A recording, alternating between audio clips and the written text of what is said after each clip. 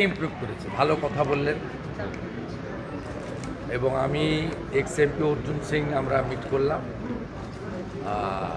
এখানকার ট্রিটমেন্ট খুবই ভালো, স্যাটিসফ্যাক্টরি।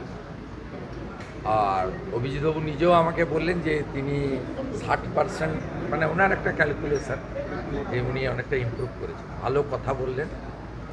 আর ওনার কিছু রোগ তো পার্মানেন্টলি আছে, ইনসুলিন নেন, সুগারের প্রবলেম তো আছেই। বাকিটা তো ডাক্তারবাবুরা দেখছেন। আজকে ওনার সিটি স্ক্যানও করবেন। ইতিমধ্যে প্রধানমন্ত্রীর দপ্তর থেকে ওনার স্বাস্থ্যের খোঁজ নেওয়া হয়েছে।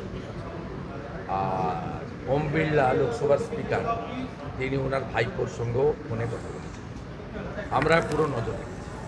আর ডাক্তারবাবুরা উডল্যান্ডসে যেভাবে সাপোর্ট দিচ্ছেন, ট্রিটমেন্ট দিচ্ছেন, বোর্ড বসিয়েছেন, পেশেন্টও হ্যাপি, পেশেন্ট বাড়ির লোকরাও হ্যাপি।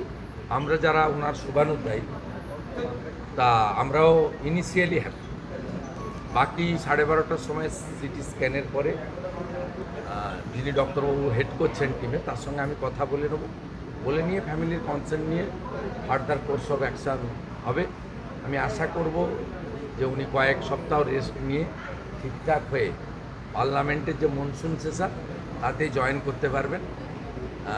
ওয়াকআপ অ্যামেন্ডমেন্ট বিলের জেপিসিতে উনি মেম্বার ছিলেন, গুরুত্বপূর্ণ রোল নিয়েছেন। আগামী দিনেও সংসদীয় ব্যবস্থাতে উনি খুব ইম্পর্ট্যান্ট রোল নেবেন, এটা আমি করব।